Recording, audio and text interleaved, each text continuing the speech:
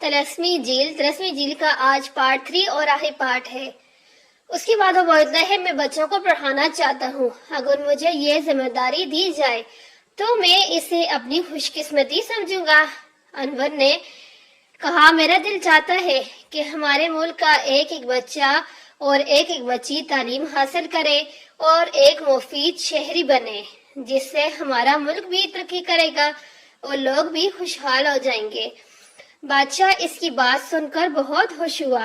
اس نے کہا تمہاری بات سے ہم بہت خوش ہوئے ہیں، اگر تم چاہتے ہو تو ہم تمہاری انعام و اکرام لے کر اپنی زندگی آرام سے گزار سکتے تھے، مگر تمہارے دل میں ذرا سا بھی لالچ نہیں ہے، اس کے علاوہ تم نیک دل اور سمجھدار بھی ہو۔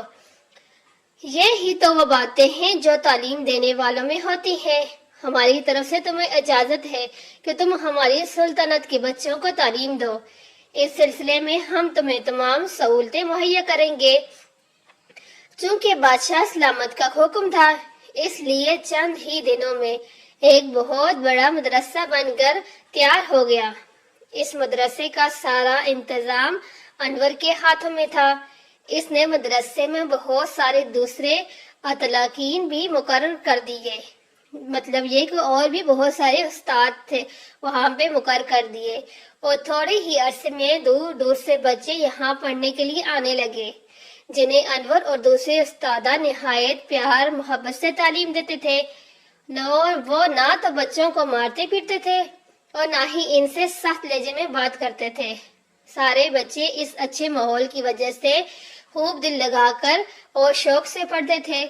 بادشاہ نے یہاں پر تعلیم دینے والوں کی معقول تنخواہ بھی مقرر کر دی تھی، جو سرکاری خزانے سے دی جاتی تھی۔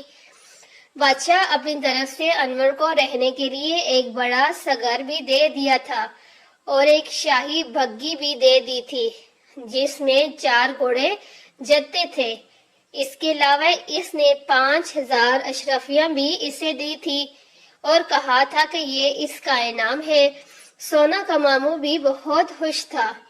انور کی وجہ سے بادشاہ سلامت کی نظروں میں اس کی عزت بھی بہت بڑھ گئی تھی۔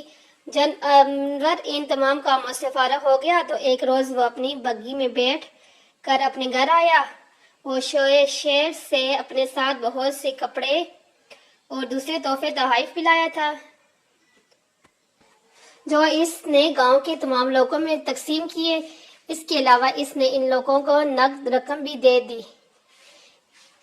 اس کے ماں باپ اور اس کی بیوی سونا سب بے حد خوش تھے۔ اگلے روز انور اپنے گھر والوں کو اپنے ساتھ شہر لے آیا اور پھر سب لوگ